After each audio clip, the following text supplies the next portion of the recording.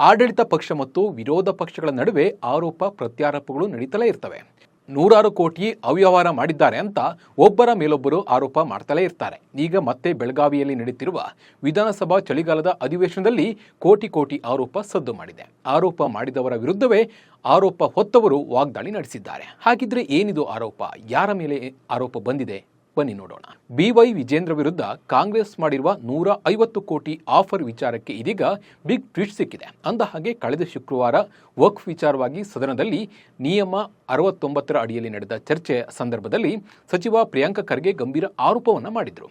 ವಕ್ಫ್ ಹಗರಣದ ಬಗ್ಗೆ ಧ್ವನಿ ಎತ್ತದಂತೆ ಅನ್ವರ್ ಮಾಣಿಪ್ಪಾಡಿಗೆ 150 ಕೋಟಿ ರೂಪಾಯಿ ಆಮಿಷವನ್ನು ಬಿಜೆಪಿ ಶಾಸಕ ಹಾಗೂ ಬಿಜೆಪಿ ರಾಜ್ಯಾಧ್ಯಕ್ಷ BY ವಿಜೇಂದ್ರ ಒಡ್ಡಿದ್ರು ಎಂದು ಹೇಳಿದರು. ಈ ಬಗ್ಗೆ ಅನ್ವರ್ ಪ್ರಧಾನಿ ನರೇಂದ್ರ ಮೋದಿ ಅವರಿಗೆ ನೇರವಾಗಿ ಪತ್ರ ಬರೆದಿರುವುದು ಬಯಲಾಗಿದೆ. ಪ್ರಧಾನಮಂತ್ರಿಯವರು ಈ ಆರೋಪವನ್ನು ಗಂಭೀರವಾಗಿ ಸ್ವೀಕರಿಸಿ ತಕ್ಷಣ CBI ತನಿಖೆಗೆ ಆದೇಶಿಸಬೇಕೆಂದು ಸಿಎಂ ಸಿದ್ದರಾಮಯ್ಯ ಆಗ್ರಹಿಸಿದರು. ಆದರೆ ಈ ಆರೋಪ ಕಾಂಗ್ರೆಸ್ ಸರ್ಕಾರಕ್ಕೆ ಉಲ್ಟಾಗಿದೆ. 150 ಕೋಟಿ ರೂಪಾಯಿ ಆಮಿಷ, ಸಿಎಂಗೆ BYV ಸವಾಲ್. ತನ್ನ ಮೇಲಿನ 150 ಕೋಟಿ ರೂಪಾಯಿ ಆಮಿಷ ಆರೋಪಕ್ಕೆ ಸಂಬಂಧಿಸಿದಂತೆ ಅಧಿವೇಶನದಲ್ಲಿ ವಿಜೇಂದ್ರ ಆಡಳಿತ ಪಕ್ಷಕ್ಕೆ ಟಾಂಗ್ ಕೊಟ್ಟಿದ್ದಾರೆ. ಮುಖ್ಯಮಂತ್ರಿಯವರು ತನ್ನ ಬಗ್ಗೆ ಹೇಳಿಕೆಯೊಂದನ್ನು ನೀಡಿದ್ದಾರೆ. ಹಾಗಂತ ತನಗೆ ಅವರ ಮೇಲೆ ಆಕ್ರೋಶವಿಲ್ಲ, ಬದಲಿಗೆ ಅನುಕಂಪ ಹೊಡ್ತಾ ಇದೆ. ಹಗರಣಗಳ ಸರಮಾಲೆಯಲ್ಲಿ ಸಿಲುಕಿರುವ ಮುಖ್ಯಮಂತ್ರಿಯವರು ತಮ್ಮನ್ನ ಮತ್ತು ತಮ್ಮ ಕುಟುಂಬದವರನ್ನ ರಕ್ಷಿಸಲು ಬೇರೆಯವರ ಮೇಲೆ ಗೂಬೆ ಕೂರಿಸ್ತಾ ಇದ್ದಾರೆ. ಸಿಎಂ ಅವರಿಗೆ CBI ಬಗ್ಗೆ ಬಹಳ ವಿಶ್ವಾಸ ಇದೆ. ನಾನು ಸಿಎಂಗೆ ಸವಾಲು ಹಾಕ್ತೇನೆ, 150 ಕೋಟಿ ರೂಪಾಯಿ ಆಮಿಷ ಆರೋಪವನ್ನು CBIಗೆ ವಹಿಸಲಿ. ಜೊತೆಗೆ ಅನ್ವರ್ ಮಾಣಿಪ್ಪಾಡಿ ವರದಿಯ ತನಿಖೆಯನ್ನು CBIಗೆ ಕೊಡಲಿ ಎಂದು ವಿಜೇಂದ್ರ ಆಗ್ರಹಿಸಿದರು. ನನ್ನ ಅನುಪಸ್ಥಿತಿಯಲ್ಲಿ ಗೌರವಾನ್ವಿತ ಸಚಿವರು ನನ್ನ ಮೇಲೆ ಒಂದು ಗುರುತರವಾಗಿರ್ತಕ್ಕಂಥ ಒಂದು ಆರೋಪವನ್ನ ಮಾಡಿದ್ದಾರೆ. 150 ಕೋಟಿಗಳ ಒಂದು ಆಮಿಷವನ್ನ ಒಡ್ಡಿದ್ದೇನೆ ಎನ್ನುವ ಒಂದು ಆರೋಪವನ್ನ ನನ್ನ ಮೇಲೆ ಮಾಡಿದ್ದಾರೆ.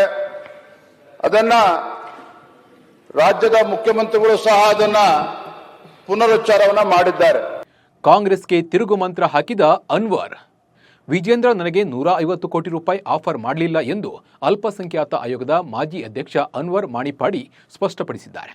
ವಿಜೇಂದ್ರ ನನ್ನ ಮನೆಗೆ ಬರಲೇ ಇಲ್ಲ, ನನ್ನ ಮನೆಯೂ ಅವರಿಗೆ ಗೊತ್ತಿಲ್ಲ. ನಮ್ಮ ಪಕ್ಷದ ಕಚೇರಿಗೆ ಬಂದಾಗ ವಿಜೇಂದ್ರ ಮತ್ತು ನಾನು ಮಾತನಾಡಿಕೊಂಡಿದ್ವಿ. ಅವರು ನನಗೆ 150 ಕೋಟಿ ರೂಪಾಯಿ ಆಫರ್ ಮಾಡಿಯೇ ಇಲ್ಲ ಎಂದಿದ್ದಾರೆ. ಹಾಗೆ 2013ರಲ್ಲೇ ಕಾಂಗ್ರೆಸ್ನವರು ನಾನು ಕೇಳಿದಷ್ಟು ಹಣ ಕೊಡುವ ಸ್ಥಿತಿಯಲ್ಲಿದ್ದರು. ಇದು 2.3 ಲಕ್ಷ ಕೋಟಿ ರೂಪಾಯಿ ಹಗರಣವಾಗಿತ್ತು. ಅದರಲ್ಲಿ ದೊಡ್ಡ ತಲೆಗಳೇ ಭಾಗಿಯಾಗಿದ್ದು, ಅದಕ್ಕೆ ಎಲ್ಲ ಸಾಕ್ಷಿಗಳು ಇವೆ ಎಂದು ಅನ್ವರ್ ಆರೋಪಿಸಿದ್ದಾರೆ. ವಿಜೇಂದ್ರ ಬೆನ್ನಿಗೆ ನಿಂತ ಯತ್ನಾಳ್. ಈ ವಿಚಾರಕ್ಕೆ ಸಂಬಂಧಿಸಿದಂತೆ ಬಿಜೆಪಿ ರಾಜ್ಯಾಧ್ಯಕ್ಷ BY ವಿಜೇಂದ್ರ ಬೆನ್ನಿಗೆ ಶಾಸಕ ಬಸನಗೌಡ ಪಾಟೀಲ್ ಯತ್ನಾಳ್ ನಿಂತಿದ್ದಾರೆ. ಬೆಳಗಾವಿಯಲ್ಲಿ ಮಾಧ್ಯಮಗಳಿಗೆ ಪ್ರತಿಕ್ರಿಯಿಸಿದ ಯತ್ನಾಳ್, ಕರ್ನಾಟಕದ ಮುಖ್ಯಮಂತ್ರಿಗಳು ಯಾರದೋ ಮಾತು ಕೇಳಿ ಮಾತನಾಡುವುದು ಸರಿಯಲ್ಲ. ಅದೇ ಅನ್ವರ್ ಮಾಣಿಪ್ಪಾಡಿ ಬಿಜೆಪಿಯವರು ನನ್ನನ್ನು ಸಂಪರ್ಕ ಮಾಡಿಲ್ಲ ಅಂತ ಹೇಳ್ತಾರೆ. ಜವಾಬ್ದಾರಿ ಸಿಎಂ ಆರೋಪ ಮಾಡಬೇಕಾದ್ರೆ ದಾಖಲೆ ಇಟ್ಕೊಂಡು ಆರೋಪ ಮಾಡಲಿ ಎಂದು ಕಿಡಿಕಾರಿದ್ದಾರೆ. ಒಟ್ನಲ್ಲಿ ಕಾಂಗ್ರೆಸ್ ಮಾಡಿರುವ ಆರೋಪವೇ ಉಲ್ಟಾ ಹೊಡೆದಿದೆ.